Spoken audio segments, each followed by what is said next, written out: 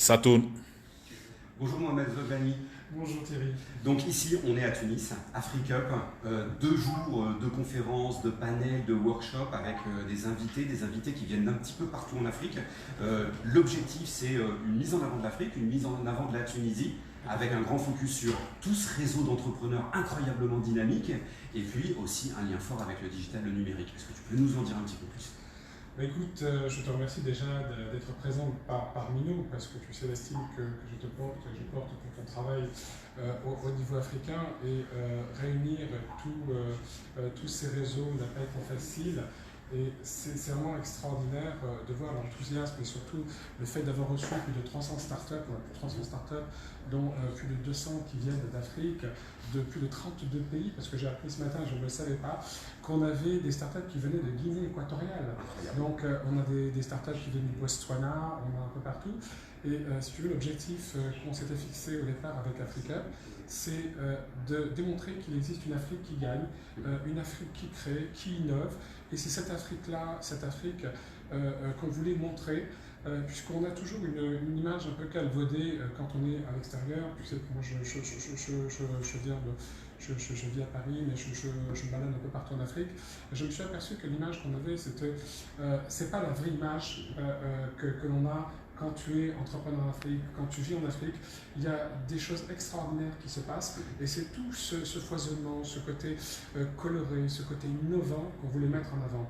Et le fait d'avoir créé Africa, c'était pour ça. Et c'est la première fois que les écosystèmes anglophones, francophones, lusophones et arabes se parlent. On avait commencé petitement l'année dernière, et on a eu la chance cette année d'avoir le soutien de l'Alliance Smart Africa, qui est très très important. Et ça, je remercie beaucoup le secrétaire général, M. Lassina Koné, et bien sûr le président Paul Kagame, d'avoir permis, puisque la Tunisie est membre de l'Alliance Smart Africa, et la Tunisie est porteuse dans l'Alliance. Vous savez, chaque État membre porte un projet.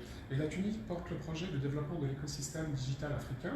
On avait démarré l'année dernière par la constitution du Startup Act, qui est un cadre légal, financier, pour accompagner le développement juridique, financier, économique des startups. On a lancé sous l'initiative de l'ambassadeur de Smart Africa, qui est tunisien, M. Mohamed Dalla, et qui est un des soutiens d'Africa, la création d'un fonds d'investissement de 500 millions de dollars pour accompagner l'émergence de startups africaines, puisqu'on avait constaté qu'aujourd'hui, ce qui manquait sur la scène africaine, c'était des fonds d'amorçage.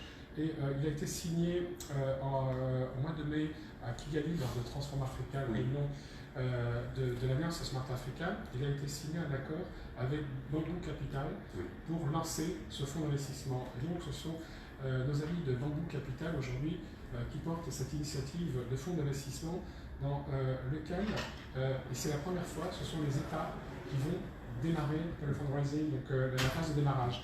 Et donc il y a plusieurs États qui vont mettre de l'argent au départ pour montrer qu'on peut réussir en Afrique, et nous on y croit et on met notre argent. Alors tu valorises énormément l'écosystème des jeunes, des startups de la Tunisie, mais finalement moi ce que j'entends c'est des États qui se fédèrent, des États qui se regroupent avec vraiment des politiques, des administrations, des fonds d'amorçage, du financement, des jeunes, des startups. On a un véritable écosystème vertueux. Ces jeunes qui portent ces projets, c'est eux qui savent comment les réaliser, c'est eux qui vivent dans leur écosystème. Ils ont la culture, ils ont l'ambition, on leur donne enfin une clé de se réaliser. Les projets qu'on a vus hier, donc il y a des projets lauréats, c'est des projets sur quoi ? Concrètement, ils travaillent sur quelle thématique ? C'est quoi un petit peu les idées que tu pressens pour l'avenir là, qui vont faire bouger les choses ? Alors c'est très intéressant ce que tu dis, parce qu'effectivement on a choisi comme thématique la Smart City. Pourquoi ? Parce qu'on sait très bien que dans les années 2030, 2040, 2050, toutes les villes nouvelles qui vont se construire à travers le monde seront africaines, par le fait d'une urbanisation également, de croissance démographique. Donc, ce qui dit que les gens, et puis on a un exemple qui est ici, il est caché, il est derrière, il s'appelle Sénané, il vient de Togo, c'est un grand architecte, et je voulais vraiment qu'il soit présent avec nous, parce que il prône une nouvelle vision de la ville africaine, donc tout en étant moderne, mais avec son côté traditionnel. Et des personnes comme lui, il y en a beaucoup en Afrique, mais on ne les voit pas. Lui, on le connaît, il est là, mais il y a plein de startups qui sont très intéressantes. Il est du Togo, il me semble. Il est du Togo. Il est du Togo, il est là. S'il veut, il peut même nous rejoindre pour dire un petit mot. Et ça c'est très important. Ça veut dire qu'enfin, on n'impose pas des systèmes locaux en disant vous devez faire comme ça. Vous devez faire ces systèmes, vous devez appliquer ce qu'on a prévu pour vous, des idées qui sont pensées ailleurs, mais qui ne sont pas adaptées localement. Et là, aujourd'hui, justement, ce que tu prônes aussi, c'est vraiment le fait de s'inspirer de la culture togolaise. La culture togolaise, c'est pas la culture nigériane, c'est pas la même chose qu'au Rwanda, qu'en Afrique du Sud ou qu'en Tunisie. Et donc, cet écosystème qui doit être fédéré, il doit respecter cette culture, cet environnement. Ça, c'est très important, tu penses? Oui, complètement. Oui. Mais même avant de parler de culture vraiment locale, je pense que même si on reste à un niveau assez standard et international, il y a des startups au Togo, des startups en Tunisie. Le problème, c'est que les approches de smart city qu'on a aujourd'hui, celles qui sont promues, sont plutôt des packages d'importation de technologies déjà mises en système, alors qu'on pourrait faire l'addition localement pour chaque contexte, des solutions dans la gestion des déchets, une solution dans la mobilité, une solution dans la facilité pour trouver de la ressource alimentaire, et l'addition de toutes ces solutions développées par des start-upers d'un écosystème particulier, mises en système, fait smart city. J'ai l'impression aussi quand même que les grands bailleurs là, qui vous soutiennent, je crois qu'il y a des annonces qui vont être faites, on a des grands bailleurs internationaux, ça aussi, il y a quand même plus cette idéologie de dire bah, écoutez, vous devez faire comme ci, comme ça, et on vous soutiendra, mais plutôt de vous écouter, vous qui fédérez ce réseau et qui donnez la parole aux autres, en leur disant bah, écoutez, quelque part vous êtes le réseau, vous sourcez, vous fédérez ce réseau, et nous on va les accompagner. Parce que ça transforme le mode un peu opératoire. Exactement. Et finalement, j'ai l'impression que c'est assez vertueux dans le fonctionnement. C'est tout à fait ça, Thierry, parce que tu l'as remarqué, et on a pris le soin au sein d'Africa de prendre en charge une cinquantaine de startups africaines, pour reprendre les propos de cette année, qui sont, à mon avis, les plus représentatives de ce que doit être la Smart City de demain. Et ce sont des startups aujourd'hui, et le titre même de l'intitulé, c'était Smart City Open Innovation, 15 opportunités pour les startups africaines. Et ce que je voulais, c'est démontrer qu'il y avait des startups en Afrique qui étaient là, qui existaient, qui travaillent comme on dit, dans différents secteurs. Et on l'a vu hier dans les différents pitchs, parce que quand tu fais un African Pitch sur cette thématique, que tu reçois 1578 propositions venant de 41 pays, ça prouve qu'il y a une dynamique, hein, il y a vraiment une dynamique. Bon, c'est vrai qu'on n'a eu que 18 qui ont pu pitcher hier, mais il y a eu de très très belles propositions, notamment sur la mobilité, sur l'écologie, sur la façon de transformer le corps. On n'est pas resté uniquement sur le digital, mais on a essayé d'imaginer ce que pouvait être la ville de demain, et on a laissé la parole à ces jeunes qui réfléchissent à demain. Et donc il y a une cinquantaine de startups qui travaillent sur les smart cities dans les différents domaines, ce qui est extraordinaire. Alors moi j'ai eu concrètement aussi beaucoup la sensation qu'on n'était pas dans les, excusez-moi du terme, mais dans les fantasmes du numérique, du digital, des applications incroyables. Alors, on sait que les drones ça livre du sang au Rwanda, etc. C'est éprouvé, mais on n'est pas dans des délires de solutions qui vont du jour au lendemain révolutionner le monde d'un nouveau Facebook africain ou quoi que ce soit. On est plus quand même sur du concret. Moi j'ai vu des projets concrets sur l'eau, sur l'éducation, sur la santé, sur l'énergie. Et ça, aujourd'hui, quand même, les populations, et en Tunisie aussi, c'est ce qu'ils disent, c'est cher. L'eau est chère, l'électricité est chère et tout. Donc j'ai l'impression que ces startups localement, elles donnent de nouvelles idées pour produire de l'énergie, pour protéger l'environnement, pour utiliser les énergies renouvelables, pour sortir de certaines dépendances. Et finalement, c'est peut-être les meilleures idées, c'est peut-être eux qui ont les...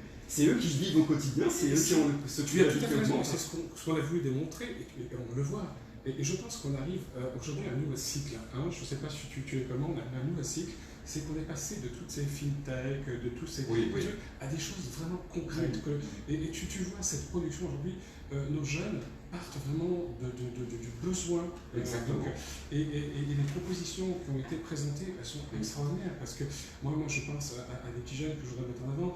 Donc c'est un Ougandais qui est là, Green Charcoal, qui a imaginé, donc je ne sais pas si vous l'avez vu, à partir de déchets, il est en train de fabriquer du charbon de bois qui mélange avec c'est du biocombustible. C'est biocombustible qui reste 10-15 fois plus que l'économie normale. Et c'est pas un jeune. Alors des biocombustibles. Il a plus de 50 ans. Donc c'est pas. Il n'y a pas que les jeunes, il faut accompagner aussi les personnes âgées. C'est très important. Et c'est ça qui est intéressant que l'on voit ici. Des femmes, des hommes, des jeunes, des personnes plus âgées. Et c'est extraordinaire parce qu'ils ont tous le sourire, ils sont de voir que, et je l'espère demain, parmi ces 200-300 jeunes qui sont présents, qui représentent 32 pays africains, qu'on va voir émerger de nouvelles solutions, de nouvelles startups. Et moi, il y a quelque chose qui me touche vraiment à cœur, c'est qu'on est en Tunisie, à quelques embûches de la Méditerranée, où énormément de jeunes disparaissent, qu'on retrouve son accueil. Et je voudrais dire à tous ces jeunes, il existe une Afrique qui gagne, et les jeunes nous le démontrent chaque jour aujourd'hui, on peut réussir en Afrique. Et notre objectif, c'est de démontrer qu'on peut réussir en Afrique.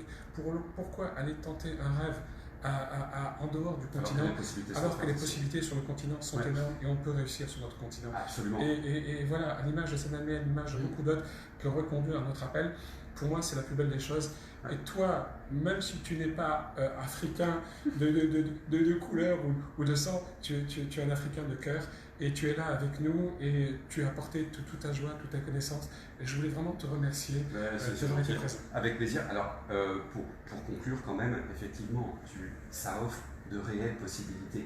Le message que tu leur fais passer à tous ces jeunes, ces personnes, c'est finalement rejoindre AfriCup, s'inscrire, s'abonner aux lettres d'information, suivre la plateforme sur Facebook, parce que eux, ce qu'ils cherchent, c'est comment proposer leur projet, comment trouver des fonds, comment être accompagné. Et puis surtout, moi ce que je vois aussi, c'est beaucoup de startups qui se sont présentées, qui franchissent le pas, qui lèvent des fonds. Hier soir, des personnes m'en ont déjà parlé, elles avaient déjà des réseaux, elles ont fait des rencontres ici parce que les bailleurs de fonds sont présents. Donc il y a déjà des projets qui s'enclenchent finalement. Ça ne va plus être des startups.